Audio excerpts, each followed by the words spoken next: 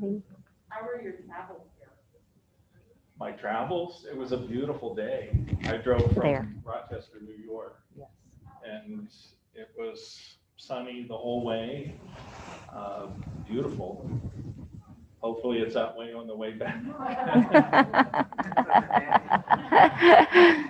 Friday's supposed to be a beautiful day, I hear.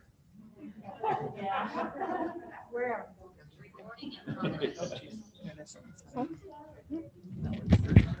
Are you ready? Okay. All right. That was good. Yes, we are. Thank you. Good evening, and thank you so much for your patience. My name is Tanya Cribb, and I'm the director of the Plattsburgh State Art Museum. And we are really grateful to have you join us here in person, and for the folks that are at a distance on our webinar. We are grateful for your attendance. It is my pleasure to welcome you to this evening's lecture with Denis Defibaugh, who gave you that brief introduction. Denis is a Rochester-based photographer and emeritus professor at Rochester Institute of Technology, where he served for more than 30 years. He specializes in exploring and photographing world cultures, and his work has been featured in over 25 solo exhibitions. Over his long career, he's been the recipient of numerous grants and received a prestigious National Science Foundation Award for his research to produce the exhibit on display here at SUNY Plattsburgh, as well as his book of the same name. The exhibit, entitled North by Nuuk, Greenland after Rockwell, Kent, is an innovative documentary project inspired by Rockwell Kent's visit to Greenland in the 1930s. And it embodies a contemporary look at the people and geographic landscapes of Greenland. As you know, we have a wonderful collection of Rockwell Kent works here on campus, and we're so grateful to have that collection. And I'm so pleased that it was the inspiration for this body of work that you are sharing with us here on campus. Without further ado, I'm going to welcome Denis to share his firsthand account of how he came about this incredible body of work. And the work will be on display at the Burke Gallery, and there's a companion exhibit in the Slatkin Gallery through March 11th. So please go see it and also bring people back to see it. I would like to just acknowledge also our contributors to the show in the Slatkin Gallery. We have some wonderful works that are not part of our permanent collection. They are on loan to us from collectors. And so this is a really special exhibit. So without further ado, I will pass it off to Denis. Thank you for being here. Thank you so much.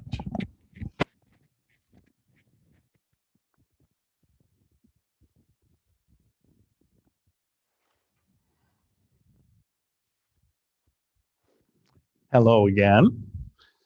And I do want to thank you all for being here. And we had talked about what a beautiful day it was today, so we'll keep it going tonight as well. A couple things I would like to say before we get started. It's an honor and a pleasure to be at the home of Rockwell Kent to do this presentation and to take advantage of the wonderful collection that's here at SUNY Plattsburgh. Thank you to Tanya for the introduction and all the help that you've been with this project. I also want to thank Felicia Herzog, who helped with the archive, and Karen Blau, who was director for a short amount of time and also was helpful with this project. A couple more people I'd like to thank. Edith Ellis, and you can see one reason why I'm thanking her, to make sure everything is working and everything else she does around here. And Walter Early, who did a beautiful job of installing the exhibition. Very happy for his help. And one more person I would like to thank. She's not here because she passed away some years ago, and that's Cecilia Esposito, who used to be the director here. of the archive. She introduced me to Kent's photography archive and introduced me to the lantern slides that Kent made. And for me, it was when I saw those little boxes, wooden boxes, and I opened the box and pulled out a lantern slide, it was like seeing a diamond in that box. All right, let's try it again. This photograph was taken in April 1st, 2017, flying over the community of Nuuk. And if you look at the bottom left corner at the end of that peninsula, that's Nuuk right there. And I lived right about here, actually right about there. So one more thing that I want to say about this aerial photograph of Nuuk is something I noticed not too long ago, probably a month or two ago, that in this photograph is the town of Narsaq. That was the first town that Rockwell Kent went to when he was in Greenland. And the reason he went to Narsaq was his ship direction sank, and he hiked across this peninsula right here. And I'm guessing the direction sank somewhere around here. And Kent started walking, looking for help, and found a kayaker, and a kayaker helped him and took him to Narsaq. And then from Narsaq, they ended up in Nuuk and actually towed the boat to Nuuk. And he lived in Nuuk for a while. And that's where he started to love Greenland and decided that he wanted to live in Greenland. Just to give a sense of Greenland, this is Greenland right here, the largest island in the world. This is Iceland, a tiny little island. And it's kind of baffles me when I talk about Greenland. People say to me, oh, I would love to go to Iceland, thinking I'm talking about Iceland, and I'm not. This map is just the mid-central part of Greenland. And this is where I spent my time when I was in Greenland. I was in Greenland for about 16 months. And here's Nuuk. Sissamute is right here. Sissamute, the Arctic Circle is right here. And Sissamute is just above the Arctic Circle. So remember that as we move forward. Another community is Ilulissat, and it's probably the most touristy community in Greenland. And then we keep moving forward, and we end up in Uummannaq right here, and then Islorsut right here. It's about 500 miles from Nuuk to Islorsut. This is a map drawn by Rockwell Kent, and I think it's a very unique map, and its view is from the north looking south. So this island right here is where Islorsut is, right there in this little speck of non-mountainous land is Islorsut. And sorry, we gotta back up.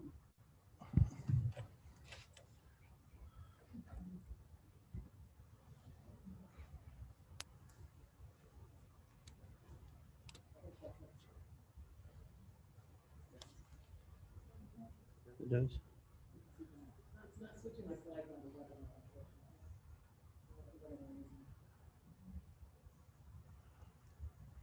Are you okay doing it like this? yeah. I think if we go right, What's it look like on the screen? Full yeah, screen. we can see that. Oh, we can We're see seeing this this. is Oh, Yeah, so it's not I gonna be don't blacked like out. that.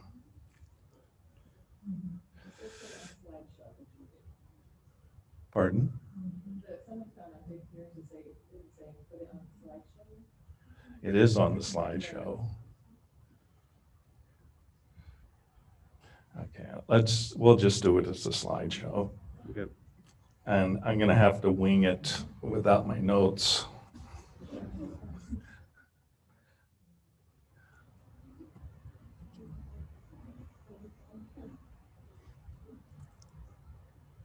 How's that? Yes. That's coming through on the Zoom. That works? Yeah. Okay, okay. Okay, I think If I could just do a zoom in again. to do what? The big Greenland down to this point, just real quickly. Oh, okay. Thank you. We'll talk about this one more time.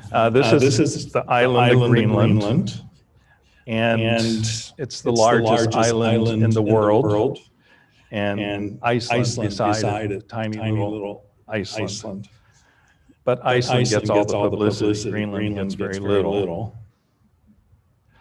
This is the area, this is West Central Greenland, and this is where I spent my time in Greenland, from Nuuk to Sisimiut to Ilulissat, and mostly Ilulissat because I usually have to stop there, not because it had anything to do with Kent.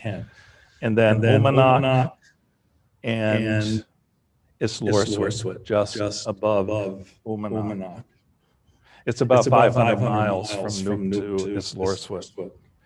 This is a map by Rockwell Kent, a drawing, and it shows the whole Islorssuit Sound and the Uummannaq Fjord. And right here we have Uummannaq. Uummannaq is just a small little island with a very big mountain on it. And this is the Nuuk Peninsula, which Ann Andreessen, who is the head of the children's home there, calls it the Chinese Wall of Greenland. For Uummannaq, you can see it's very protected by this peninsula. Here we have Islorssuit, this little tiny spot right here is Islorssuit. And this is the Ubakent Island, which means unknown land. Karat Island, which is one of my favorite islands in Greenland. It's so beautiful, but it's all rock. There's no people living on it. And this is Upernavik Island. And the next slide I'm going to show you is a panorama of this whole map, basically, that goes from Nuuk right here all the way down to Uummannaq. And that's the panorama. And you can kind of see Karat Island right there. This is just a normal day in Greenland in Uummannaq. This was an evening sunset. This day, it was just glowing magenta. And actually, it was probably more magenta than what you see in this photograph. And just a little side note, there's a bench over here just outside of the frame. And I'd sit on that bench and just look at the fjord. And I always thought this house was like the perfect house. It was the little tiny house with the $1 million view. And one day I was on the bench and I got up to leave. And as I was leaving, 4 people came out of the house and we kind of came together and I told them, "You have the best view of anybody in Greenland." And they said, they just kind of smiled and they told me to go in the house and make myself at home, that they had to leave, but I can stay there. And so I went in for a while and enjoyed it. This is also across the fjord from Islorssuit. And I always like this one. It reminds me of one of Rockwell Kent's paintings in terms of the light and color. Here's Karat Island. Again, you can see how massive it is. Just another iceberg in Greenland. The icebergs that don't float out into the ocean usually get stuck in the fjord, in the ice in the winter. And just about every day in the winter, I would walk out into the fjord and photograph icebergs, people on the fjord. So we're going to start in Nuuk, and this is one of the oldest churches in Greenland. And this is in Nuuk. It was after a 2-day snowstorm that canceled my flight, which was great because I got to spend more time in Greenland. And you're going to hear that a lot about storms. This is my apartment in Nuuk. It was right on the fjord. And this was right after another 2-day storm. I couldn't even go out of the house on this storm, not because it was snowing, but because the wind was blowing so hard it would knock you over. This is a man, a Greenlander, water skiing on the fjord in Nuuk. And a lot of people in the United States look at this and say that pretty boring photograph. It's just a guy skiing. You know, everybody's seen those photographs, but they haven't seen people skiing on water that's about ready to freeze. And when I show this photograph in Greenland, everybody cracks up laughing. They go, "What is he doing?" This is basically downtown Nuuk. These are, this is called block housing. It's kind of for people without a lot of money, or people that are just moving into Nuuk, or people that can't afford a really fancy place in Nuuk. So a lot of people live in these type of buildings. There's about 35 of these buildings. They're very large buildings in Nuuk. I worked in Nuuk, and I had an office in the University of Greenland. And this was maybe the first week or so when I was in Greenland. And I was walking to my office, and this girl, her name's Winnie, she walked past me, and I stopped and I go, "What? You know, what's she doing?" And so I turned around and I caught up with her and I said, "Can I take your picture?" And she said, "Sure." And so it was just a quick photograph. And then I asked her, why are you all dressed up today? And she goes, "Well, it's Friday. I dress up on Fridays." This is Amos Edgety, and Amos is a radio personality and a comedian in Nuuk. But a lot of people in Nuuk know who he is. A lot of people in Greenland know who he is. And one of the things that we did in this project was to photograph 25, 27 different people and video them. And we did about a 1-hour interview with them, kind of an oral history type interview. And there's a video in the exhibition. There are 4 interviews on that video, and he's one of them. This is Hans Ole Amundsen. And in Nuuk, there is a cultural center called Katawak. And he is the sound technician for the whole center. They have theater, they have performances, movies, and concerts. And the thing I really like about him, he's a great guy, but he's also a rapper. And if you go on, I guarantee it, you'll be glad you did. You go on YouTube and either type in Greenlandic rap or type in Da Batali Crew, that's his band, they'll come up. watch it. It's amazing. It'll make you feel good. This is in Sisimiut, second largest city in Greenland. More of a Danish type design housing. And one of the things I always said about houses in Greenland, every house has an amazing view of the fjords and the mountains, and these have the spectacular view. As part of this project, it was a comparative study of Greenland when Kent was there as compared to now. It deals with change and continuity. And most of the time I wasn't photographing to try to mimic or to follow Kent. I was just photographing what I thought was important to contemporary Greenland. But I knew this lithograph of Kent's, and I love it.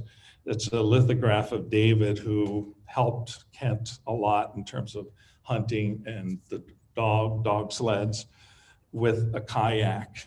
And I thought, wow, that kayak's not that long. And so when I asked Jorgen if I could photograph him with his kayak, he said, sure. So we went outside, he pulled his kayak off of the rack and he held it to really, it was moving around. And that kayak he was holding was almost twice as long as this one. And I go, that doesn't work. It's way, way too big. And he goes, well, maybe, what if I use my son's? I said, okay. So he put his back and pulled his son's out. So that's his son's kayak. And this is his son in the background. And the one thing interesting about him, I think of him as kind of an innovator. He builds kayaks and he uses Tyvek material, the plastic insulation material. And that's what this kayak is made out of, Tyvek. It almost looks like skin, material. And it works great. He said everybody laughed at him, but he said about half of the kayak builders now are using Tyvek. This is Christian Johansson, and he was a fisherman all his life, and he's retired now. But these pictures in the background, this was his first boat. It was a kayak. He fished from that. And then he bought this small fishing boat, just a regular fishing boat. Then he bought a small shrimping boat. Then he bought a bigger shrimping boat, and it was called the V. Johansson. Sisimiut is kind of a progressive city. They're the only town in Greenland that has an outdoor pool, unless you want to talk about the ocean. This is a room in basically a classroom inside one of the middle schools in Sisimiut. And I love this photograph, but the main reason I'm showing it is because we taught photography workshops to 5 different classes in Greenland, probably about 130 different students.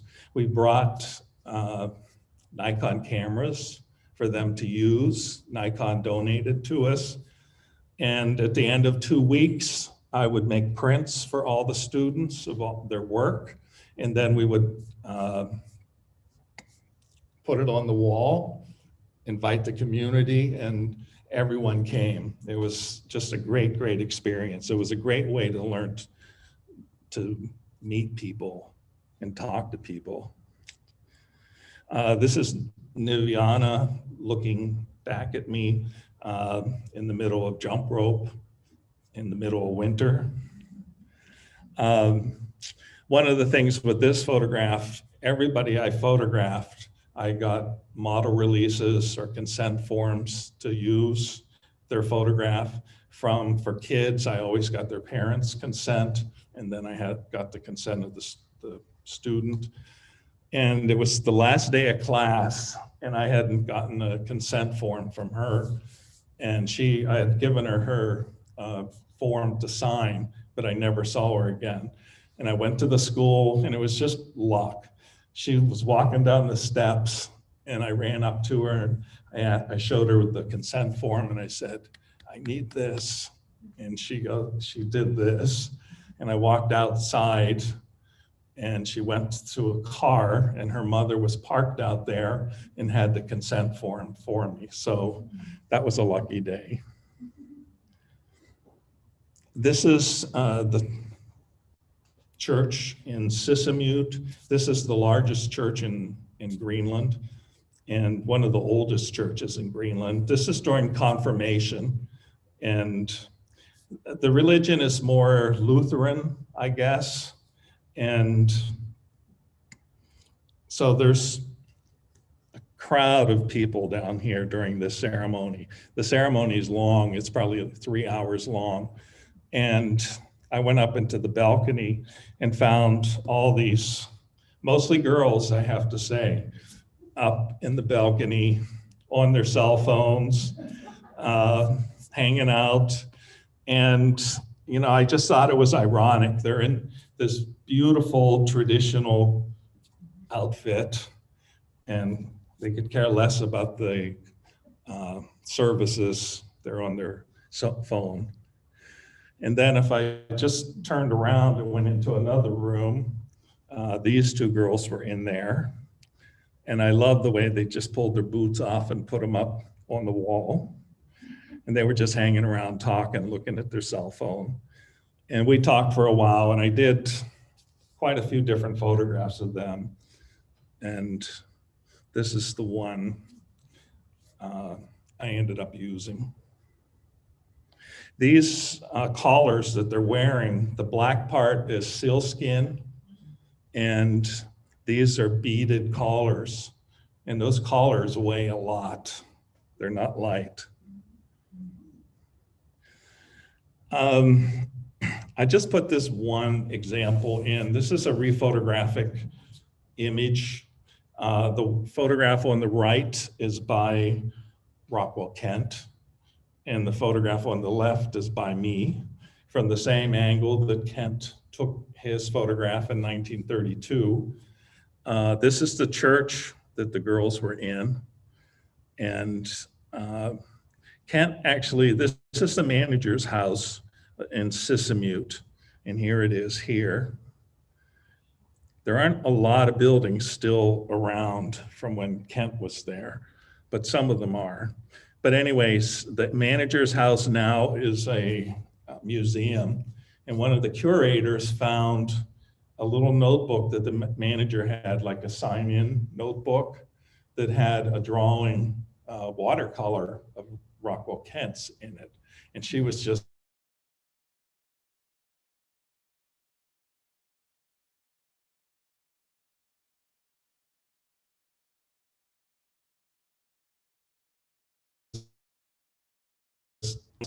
and this graph to me, even though that dog is out of focus, that's the way I want it, because it's really about the chain.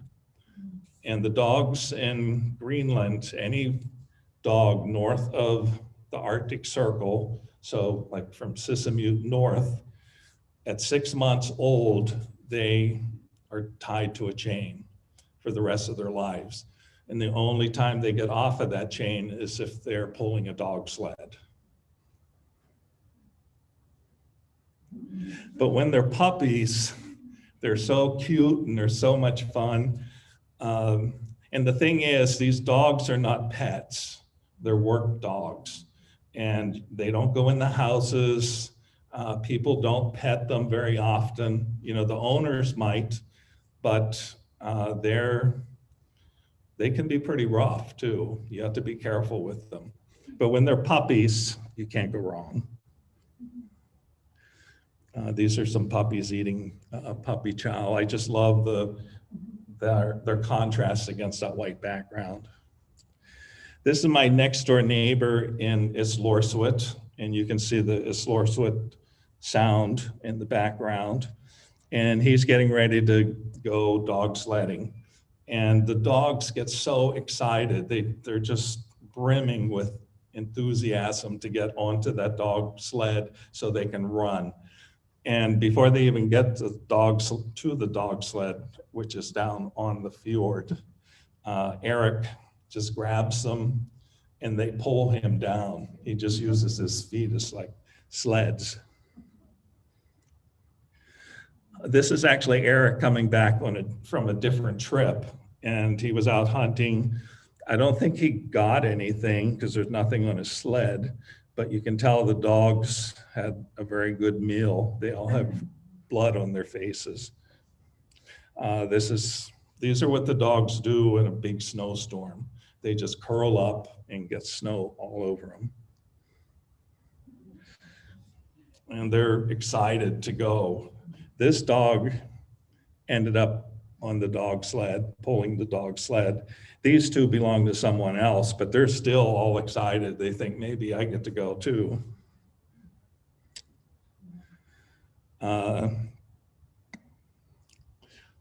These are two fishermen that I was able to go dog sledding with, and this is in the morning. It's probably 10 below, 15 below, and all day long it kept getting colder.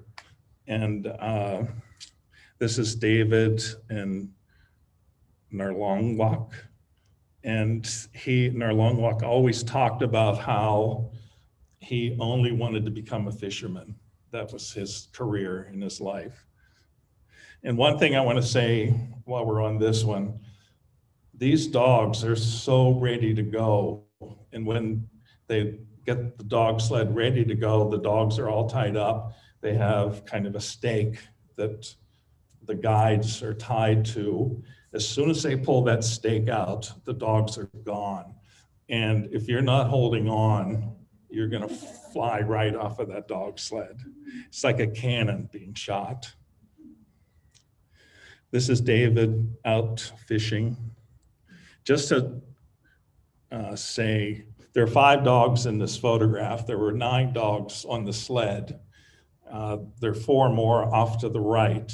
They have to separate the dogs because the alpha dog and the dog that wants to be the alpha dog are always fighting.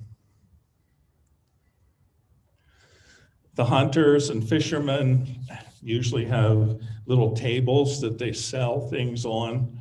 You know, it could be halibut, it could be cod, duck, any kind of birds. It could be muskox, reindeer. This hunter had ducks laying on a cardboard box called Real American. And Real American are hamburger buns that you find in Greenland. And I don't know where they're from because this is French. I think this is German. So I just like the irony here. This next series, I just want to talk a little bit about fishing in Greenland, the whole process. This is actually commercial fishing. It's small scale commercial fishing, but these people make a pretty good living from it. This is Pavia, who's pulling the nets in. There are, I think we had 2 or 3 boats and probably 6 people fishing for these capelin, or what they're called. They're kind of like sardines, and they use them as bait for halibut.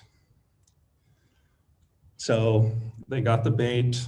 Now they're hooking the bait onto a long line. And this is what the long line looks like when they take it into the boat. It's very well organized. And think about this long line usually is about 600 to 1,000 meters in length. So very, very long. And it's really easy to get knotted up. And they're very, very careful with it. This is Peter in his fishing boat, just going out into the fjord to fish. Early in the morning, that's kind of what the fjord looks like. This is the middle of summer and there are icebergs everywhere. So this day I was with Matthias, and we went all the way across the fjord to put the long line into the water. And we went a little bit closer to the mountains, but this is what it looked like. It was just a perfect day. And the one thing I wanted to say is there are pictures of by Rockwell, Kent, of the same area. And this glacier, when Kent took it, was all the way down to the water. So this is Matthias pulling in halibut. So what he did was he dropped the long line into the fjord, which is about 600 meters deep. And he just took the boat out as far as he could, like 1,000 meters for the long line. And then he dropped that all the way to the bottom, weighted with rocks and everything. And then we just tooled around the fjord for 3 hours, waiting for the halibut coming to grab the bait. We went back and he just started pulling up the long line. And he used this hoist here, this metal piece. You can see the long line coming into the bucket. And there are probably 3 hooks for every 2 meters. And he probably caught 75% on those hooks. He caught about 1,000 pounds of halibut that day and about $1,000 worth. So it was a very good day. And this is on the way back. He had to gut the fish and everything, dirty, kind of fishy experience. And these are the halibut he caught. This is Peter. A different approach. Peter goes with another person. Matthias usually goes by himself. Peter throws the halibut into the front of the boat. He doesn't have the bins on the boat the way Matthias did. Then when he gets back to the dock, he throws the halibut into the bins. This is what Peter looks like. He's always smiling. Every time I see him, he's smiling. This is the factory, and they clean the halibut,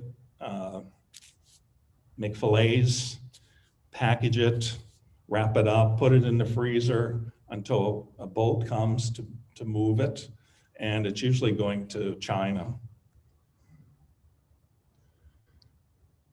This is Axel Jeremiason. He's one of the people that I worked with on this project. There were 4 people total, me as the photographer. Axel was a PhD historian at the University of Greenland. He was the only Inuit in our group. And I will say he was invaluable. If it wasn't for him, there was no way I could have done what I did. And he was a great guy.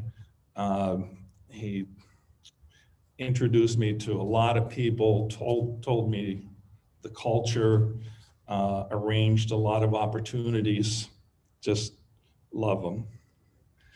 Then we're on a trawler here, a fishing trawler that has a factory on the trawler, and he was just looking out the window laughing at me. The other 2 people, Jette Rygaard, who is a retired professor from the University of Greenland, and she was an anthropologist, PhD in anthropology, and Susan Vanek, who was a PhD student at SUNY Binghamton. And both her and Axel have graduated since then. For family, these are halibut being dried on a rack in the middle of winter. And believe it or not, they'll dry. When I washed clothes, I would put my clothes out in the middle of winter to dry. They'd be hard as a rock when I, took them off of the line, but they were dry. This is a husband and wife. I would see them all the time. Every day they were out fishing for cod. And they caught probably half of these fish that day. This is Pavia. He just came back from hunting and he brought 2 seals back. And I am assuming that he caught these seals with a net. In the winter, they usually use nets and they'll put a net over the hole. The seals will come up and get caught in the net and then drowned. So he's gutting it. They might keep some of the ribs and probably the liver, and then the rest of it goes to the dogs. And at one time, seal skin was worth a lot of money, but today it's not, because a lot of countries don't allow seal skin. It's illegal. And most of the time, they might use it for boots or whatever. I know his wife makes boots and they're beautiful. This is Peter again. We're out seal hunting. And I went out with probably 4 or 5 different people seal hunting in the summer when the water is open, there's no ice. Never did anyone shoot a seal. They missed them a lot, but they never shot it. And I can see why. The seal's head is up for about 2 seconds. The boat's bouncing. You have to see the seal, you have to aim and shoot before the seal goes under. I don't know how they even hit them. This is Benjamin. He's my next door neighbor, one of my best friends there. He didn't speak English. I didn't speak Greenlandic. He would come to my house, I would make coffee, and we'd drink coffee and laugh and have no idea what each of us was saying. He'd stay for about an hour and then leave. And this is a really special photograph to me because this was taken on my birthday. And for some, I don't know how, but people knew it was my birthday for some reason. I didn't tell anybody. And that morning I went out photographing, and another person came up to me, gave me a necklace and said, "Happy birthday." And so anyways, Benjamin, he had a long line, took it out into the water from the shore and dropped it in. Again, waited about 3 hours, came out, started pulling it in, and he filled up a wheelbarrow full of fish. And it was only probably 200 yards long line. But this fish is called a wolffish. They have big teeth. They remind me, they're kind of like a pit bull of the fjords. He caught, I don't know how many of those, and we had them for my birthday. It was a 1-plate meal, and we had 5 forks, and we just sat around the plate eating whitefish, wolffish. It was great. Right after that, I told him I have to go. I want to photograph the fjord. It was a beautiful, beautiful day, and that's when I took the panorama of the fjord. So my birthday was incredible that day. This is Uummannaq, and Uummannaq is kind of the capital of the district. And this is Uummannaq Mountain, Uummannaq Island, the town of Uummannaq. And any guesses on the name of the fjord? Uummannaq Fjord. And this was taken from a helicopter. Again, just being in the right place at the right time, being lucky and ready when it happened. This was another day. This was an amazing day. We took a couple boats. There were some hikers on the peninsula, and they were fixing some of the trails, and we had to go pick them up. And so we had to go all the way at the end of basically the fjord. And at the end of the fjord is the Store Glacier, which creates all those icebergs that come along the Uummannaq fjord. So anyways, it was snowing, icing, foggy. There were icebergs everywhere, and it was so cold. It was amazing, but it was just an incredible day. And I was looking at these slides when I came back from Greenland, and I saw the date. It was like August 21st, and it was just a cold day.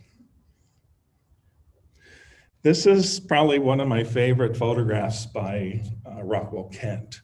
And this is in the Islorsuit Sound. This is Salamina, who he wrote the book about, who was his housekeeper. I'm trying to think of the three people behind her. That's David all the way in the back. You only see half of him. This is Knut. I can't remember Knut's last name, and I can't remember his name either. But I love this photograph. She looks like a movie star to me. If you think about this was taken in 1932, that's about what a movie star photograph would look like. The kids always playing soccer on the fjords in the winter. I actually see them playing soccer more in the winter than I do in the summer. This kid, I think the kids in Greenland are just fearless. They'll do anything for fun. And these guys were sledding down this cliff, and they broke the sled. The sled just flew into bits. So they started jumping off of the cliff. So that was their solution to keep going. This is George Ostrom. He was the custodian of the Uummannaq church. And I love that backlight. It's like God light on him. Uummannaq Church is one of the few stone churches in Greenland, which makes no sense to me because there aren't any trees in Greenland, so wood is scarce, and there's rocks everywhere in Greenland.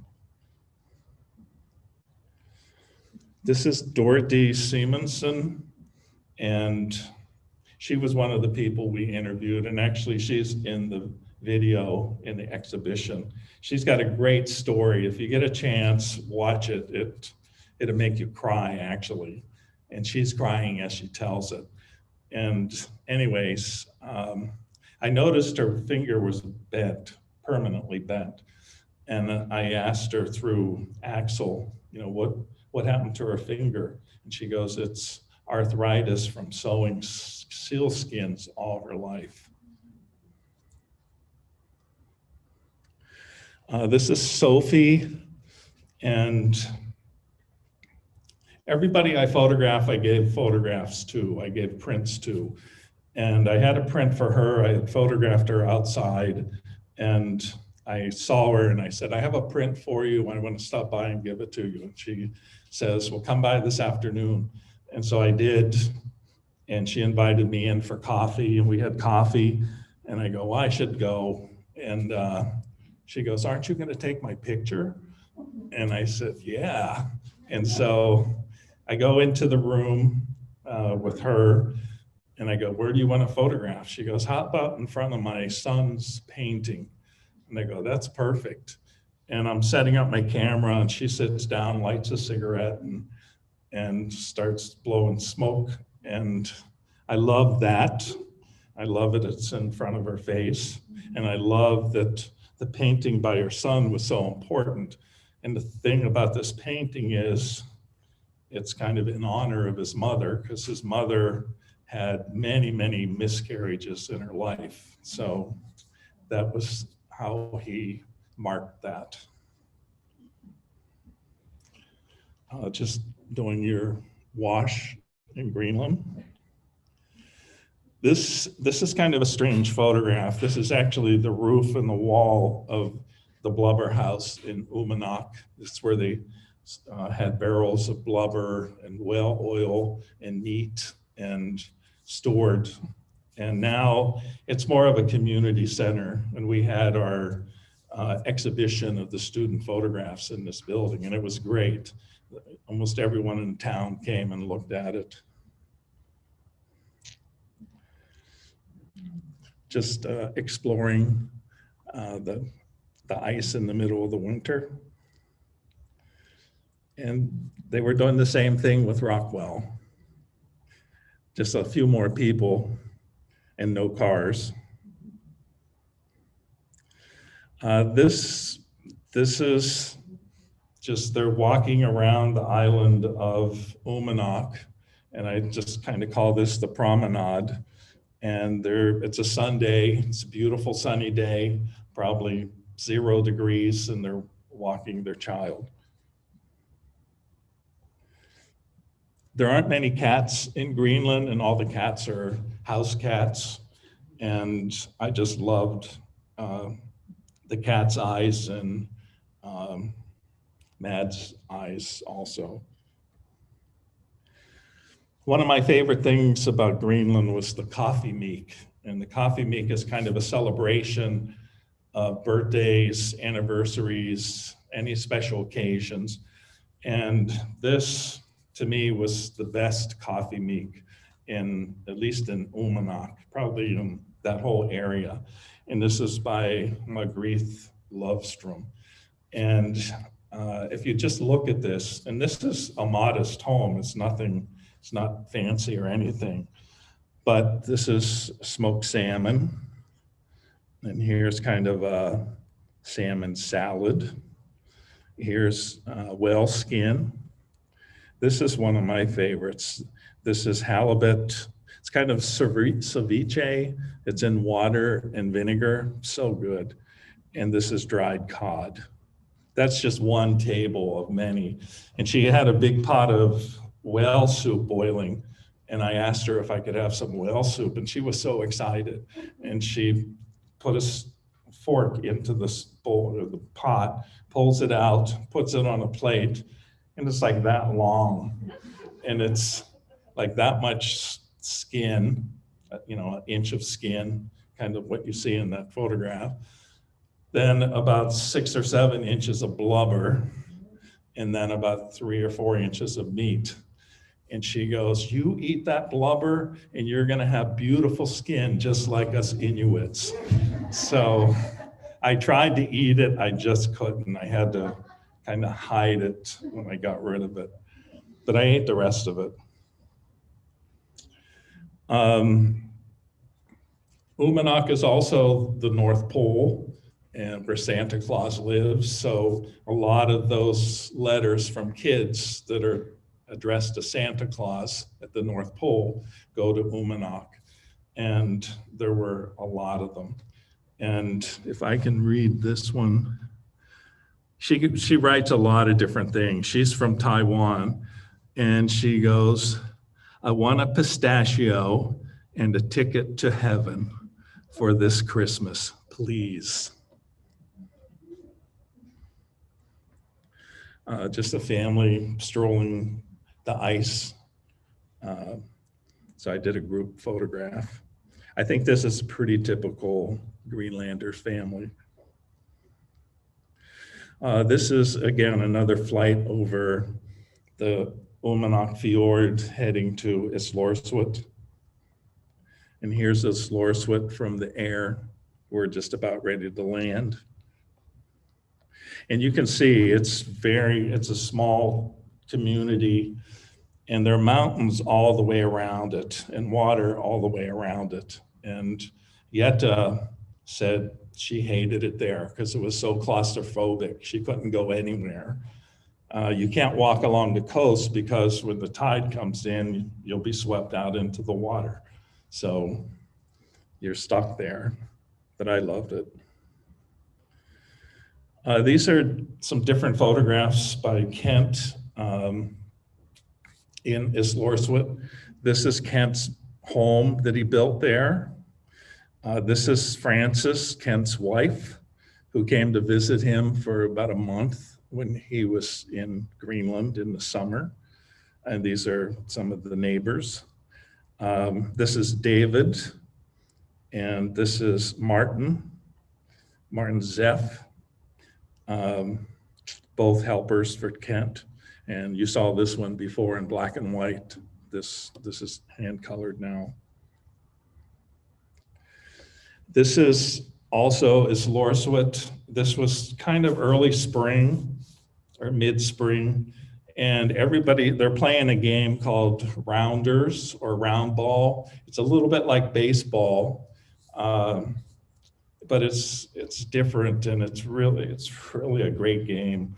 And everybody plays, old, young, kids, little kids. And one thing about this photograph, when Kent lived in Islorsuit, he built a dance hall, and this looks like the dance hall he built. It's not the one he built because his was torn down because it was dilapidated. And this one's dilapidated as well. But this mark right here, that shape, was on the original dance hall that Kent built. Here they're playing round ball. She's just hitting it.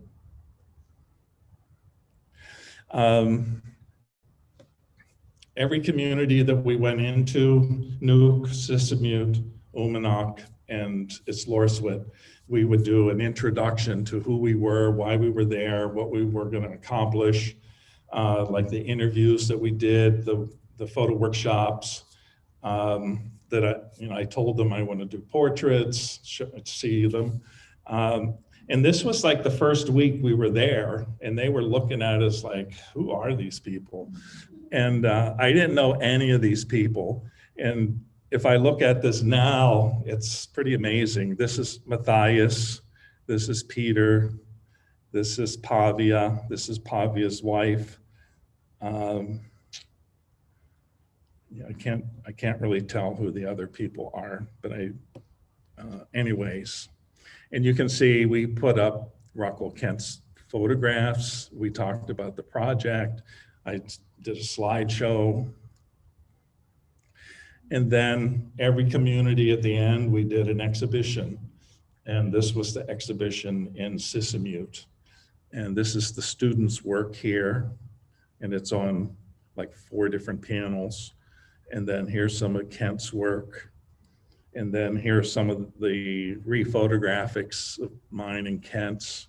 And I have some on this other wall. And I don't know if you remember Victor or not, the fisherman holding his sign, but that's him right here. This was my backyard in Islorsuit. This was also the trail up to the helipad. This is where the helicopter landed. It doesn't look that far, but it's far and it's uphill. But this was taken at night during Aurora Borealis. This is a part of Islorsuit at night.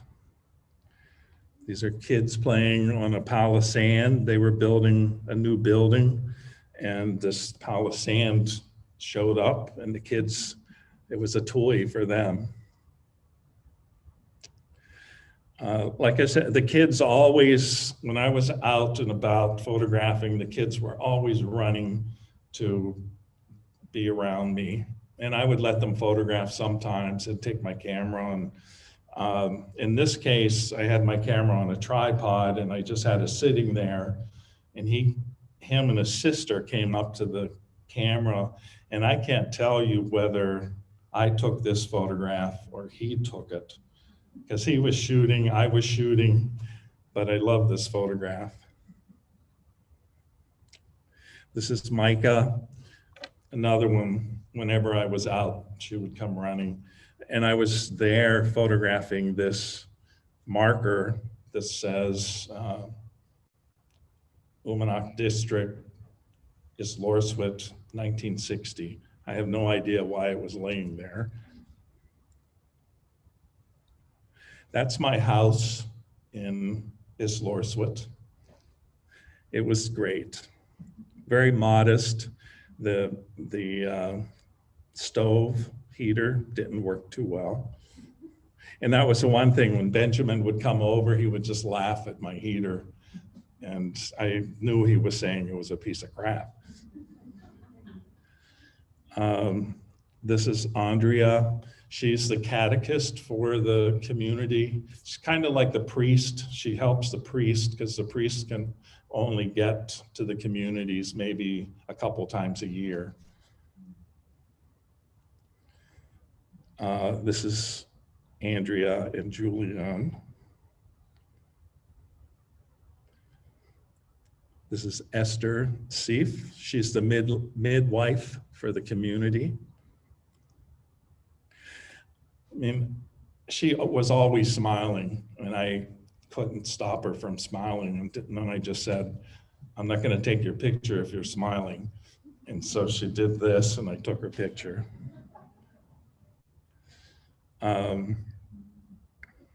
This is Katrina and her daughter. This is actually Pavia's daughter. This is Benjamin again. This is also Benjamin. He had lost his finger, and I wanted to photograph it. This is Casper and Yahtzee Corneliuson. They were the managers of the town. Yahtzee took care of basically all the paperwork and stuff for the town, documents. Casper took care of the grocery store, the gas station. You know, and the gas station was really just for the heaters in the house and the boats. This is Niles Peter. He actually was the only one in town that spoke English, and it took him 2 months to speak English because he was too nervous about speaking English. He thought he was terrible at it. And we became really good friends because he was about the only person I could speak with, and he was a great guy too. This is him in his house. His mother is Yahtzee, the town manager. And they would always play. Sometimes we would go over and they'd be singing and playing. He played guitar. But I like this photograph because they have 3 of my photographs on their piano. And it's just so important to give people photographs. A couple seals that they hunted, they brought them inside to thaw out so they could gut them. This is Aaron. And Aaron, he actually was the oldest person in town, and he passed away since this. But he actually, you know, he put this outfit on for the photograph. He never hardly wears his bear skins or his seal skins. Everybody wears modern, you know, clothing. It's much more practical to some extent. This is a drying rack with seals drying on it. And this crow is probably hanging on one of these bars here. Greenlanders are not fond of crows. Just drying nets in this Lorswood. This is Yuli. It was his birthday. It was the coffee meet. I was late getting there, so most everybody had already left. But he was running around playing with this toy gun, and I got this photograph.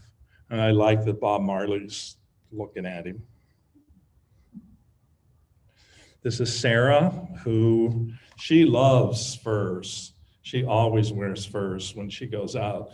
And she would be the last person you would think. She's an actress, she's in theater, but she just loves wearing these sealskins. There's me in my black cotton skins. And this is Lorswood in the background. And this was actually taken by, I believe, Micah, the 12-year-old girl took this picture with my camera. Again, another iceberg. But I always thought this iceberg was a bear. So they're there. This is my helicopter. I rode in this helicopter I don't know how many times.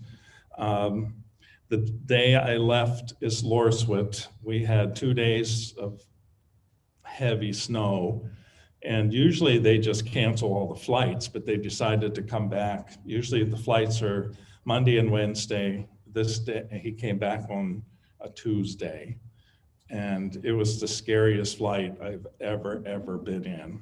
And it just, I thought we were all gonna die. But the pilots are incredible. This is the storm. That's the church in Islorsuit.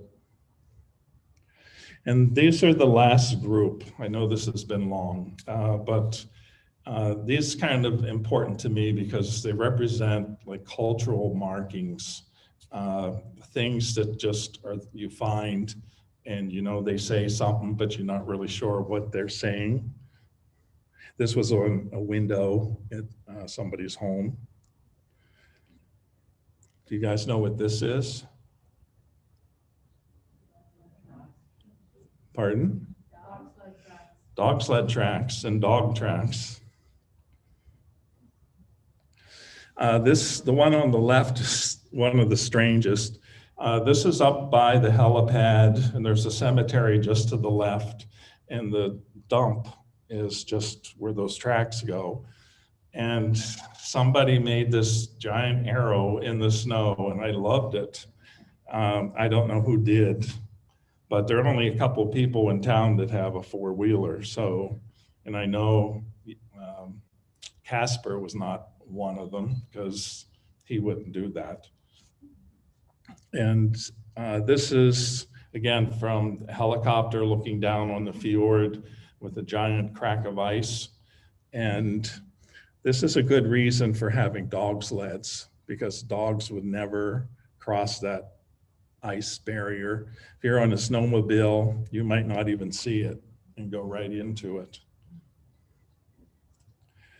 And this is my own personal cultural marking. I cut my finger, and this is blood on my handkerchief. And I forgot all about it. I just kind of folded it up and threw it probably in the back of a closet. And when I was packing up, I found it and I go, wow, this is beautiful. And this is the book cover, the book jacket, in terms of the panorama of that dog sled. And that's it. Thank you for hanging in there and being part of this. And are there any questions? Did you know anything about Rockwell Kent before you came here and found us? And was this, did you have a connection to the artist before you got the connection to the No, not at all. But I did know of Rockwell Kent. Weems' book, The Myth and the Mystic, that was published by the Portland Art Museum. Just an amazing, amazing book, and I love that book.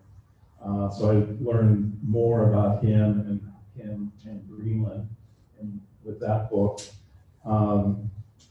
But I knew his work off and on Moby Dick. RIT has a copy of the deluxe edition, the Lakeside Press edition, 3 volumes. Just amazing, amazing book. And I love that. But I didn't know anything about the photographs until I came here. And I didn't know a lot about Kent until I came here. So yeah, I learned a lot. I was a novice for sure. And there's still a lot more to know about him than I do, that's for sure. I was wondering, how often do they bring food in? I mean, it's so far away. Where does their food, they must eat things, I saw tomatoes and eggs and things on the platter. Well, by the middle of winter, you have no eggs and milk or anything like that. No fruit. You have, I'll tell you one thing that was really great. They had frozen lamb, and they raise sheep in southern Greenland, and they just let them run wild on these grassy slopes. So they're basically very organic. And in the middle of winter, they were out of date, basically. So they dropped the price like 75%. I was eating lamb like every day. So good. And but it's ridiculous. There was a little watermelon about this size. It had a big rotten spot on the side of it, and it was $10. But in the winter, it's mostly frozen meat and canned goods. A lot of pasta. I used to make sauce, pasta, and frozen meat. There wasn't a whole lot more. Every now and then they would make some fresh bread, and it was actually good. But they were always saying they were too busy to make it, so maybe once a week they would make bread, and it would last half a day, and it was gone. So yeah, the food situation in Islorsuit was not so great. The same with Uummannaq. Uummannaq was much better off than Islorsuit, and then like Sisimiut and Nuuk, they, for the most part, their waters they didn't freeze over, so they could get food. But Islorsuit, the first ship that came in about in May, end of April, mid-May, and then the last ship came probably November. And so November to May, there was no food. I have one from a person online. Okay. Are Greenlanders concerned about global warming? That's a good question. Should I stand over here? I would say they are concerned with global warming because things have changed, like whale hunting. There are whales in Greenlandic waters for sure, but with Kent, they hunted beluga whales. And if you read Kent's book, Salamina, he talked about whales coming into Islorsuit area on October 1st. And they put their nets out like on September 31st or whatever. And they almost always caught beluga whales. You never see beluga whales anymore. And I talked to the Greenlanders about it, and they thought it was because there were just too many boats in the water, motorboats, and they're scaring the whales off. The whales hear it, and then they take off. So the belugas are going further north. And when Kent was there were no cod in the waters. And now cod is one of the biggest fishes in terms of their income. So things have definitely changed, things melting. And actually, this is pretty serious. This is very serious. About 3 weeks after I left Islorsuit, there was a tsunami that hit Islorsuit. And that happened because on the other side, when you look at the panorama, where Karat Island is, behind Karat Island, there was a mountainside that just fell into the fjord, and it created a tsunami. And it basically destroyed Nuuk, which was a very, very small town. And then it went all the way across the fjord and hit Islorsuit. And the water came up into the settlement, but it didn't, no one was injured. Some of the dogs were pulled out into the water. But the government has restricted them from living in Islorsuit anymore because they say it's going to happen again. But the government says it's not because of global warming, because it was a mountain that slid in. And my feeling is, you know, all that permafrost that never froze just let loose and went into the water. I'm not a geologist, that's just my theory. So as far as global warming, I'll tell you, they don't mind it being warm. You know, they're okay with that, but they do still love the ice. I'll tell you, my favorite time in Greenland was in the winter. It was just so beautiful. And I could actually extend Islorsvik out into the fjord. I had more room to walk and move. So it's a really tough question. They are concerned with global warming for sure. And it does affect them, but there's an effect and then there's a result of that effect. Sometimes can be positive, like different fish coming into the waters. And I was talking to one fisherman, he said he's starting to catch tuna, which, can you imagine tuna moving north because the waters are warming up? So hard to say. Yeah. How often would you see those beautiful green lights? The Aurora Borealis? Yes. I don't know. It's, you know, I hardly, barely got a good photograph of them. It's hard to say. Sometimes you wouldn't see them for weeks and then you'd see them almost every night for like 3 or 4 nights. And some of the most spectacular ones that I saw, we were in Islorsvik, in Uummannaq, and there's only one bar in Uummannaq, and it was at the end of the month, so everybody went to the bar to spend their money, and came out of the bar probably 2 in the morning, and geez, the sky was just dancing. You know, it was amazing, beautiful. So it's hit and miss. Is it predominantly green or is there any other? Most of the ones I saw were mostly green, maybe a little bit of red in them. And really, you know, the thing about them, you could see them better in a photograph than you could see them with your eye. Because they're moving, you know, the photograph stops them for the most part. Plus it's a longer exposure and brings more saturation to the green. Yeah, it was incredible. Someone asked if they moved into the housing in Nuuk you showed earlier in the show.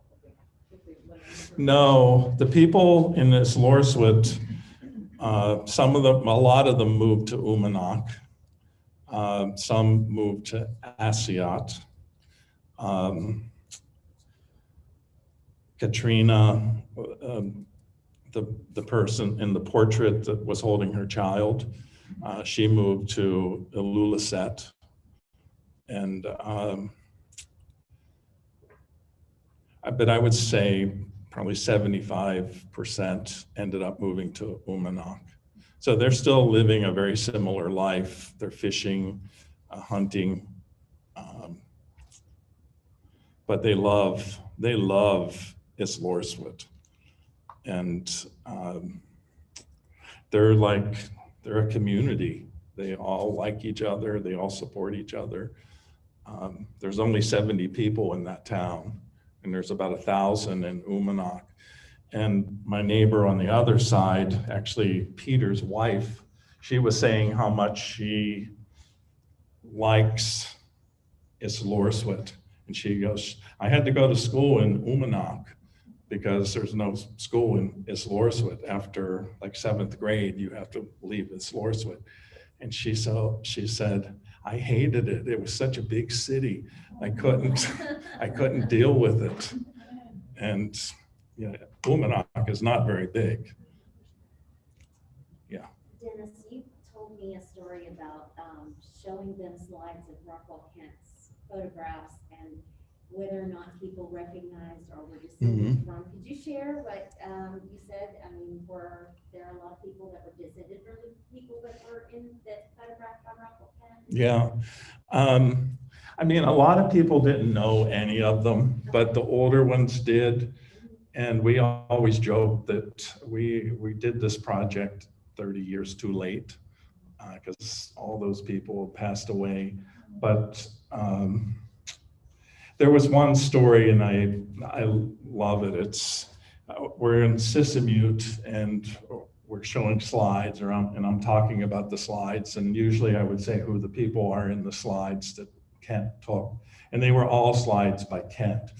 And there's a picture of Rockwell, Salamina, and I think there's another person, I can't remember his name.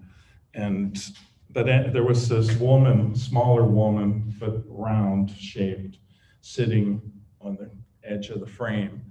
And I showed that picture and I said, I know who these three people are, but I don't know who this person is over here. I don't know how old she is. She looked younger. And this woman in the back raised her hand, and I called on her. She goes, I think that's my grandmother. They used to call her the round one. And so at the end of the talk, she came up and invited Axel and I to her home to look at family photographs, and maybe we could figure out if it was the round one or not. And she became a really good friend. She was great. She was very, very religious. She talked about speaking with God and knowing the difference between good and bad angels, but she was pretty amazing to me anyway. I think spirituality is very, very important in Greenland, whatever that spirituality is, whether it's more shamanistic or it's religious in terms of organized religion, like Lutheran. She's Lutheran, but she was very much into, I guess, spirits, angels, God, speaking with God. So it was funny. This was another amazing story about her. This is right about the time the elections with Trump and Hillary Clinton. And she asked me, we were visiting for dinner, and she asked me who I thought was going to win. And I said, well, I think Hillary's going to win for sure. And she just kind of shook her head. And she goes, no, Trump is going to win. And I go, how can you say that? And she goes, well, the Bible says so. And so I go, what? And so she gets up, she grabs her Bible, she goes to a passage, she starts reading it. It sounds just like Donald Trump. And I go, there's no way, that's crazy. And she got mad. She slams her Bible shut. And she goes, well, you're not a believer, so there's no reason to talk about this anymore. And but 4 or 5 days later was the elections, Trump won.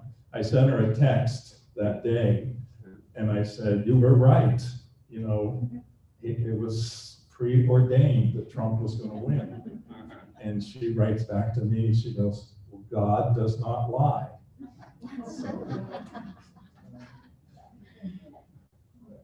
If there are no more questions, I want to just thank Denis so much for this wonderful showing of his work and for allowing us to have the show here at SUNY Plattsburgh. I invite you all to come see it. I thank you all for your patience with us while we were trying to figure out our technical issues. And grateful that you stuck with us for this wonderful presentation. And I invite you to come to the reception tomorrow from 5 to 7. We are still going to have the reception. We're hoping for the best as far as the weather goes. Yeah, take a look at the show because it's a lot better than the slides. And also, I have some books here. If anyone's interested in a book, I'll sign. Up to you. Thank you very much. You do Venmo, Square. I have PayPal, a PayPal machine. Okay, you know, that was what I meant to ask you at dinner. I was like, I totally forgot to ask you. But It's kind of hard to tell. like that. Thank you so much. I'm so sorry for all of it. Oh, that was. Things happen. You're here with me.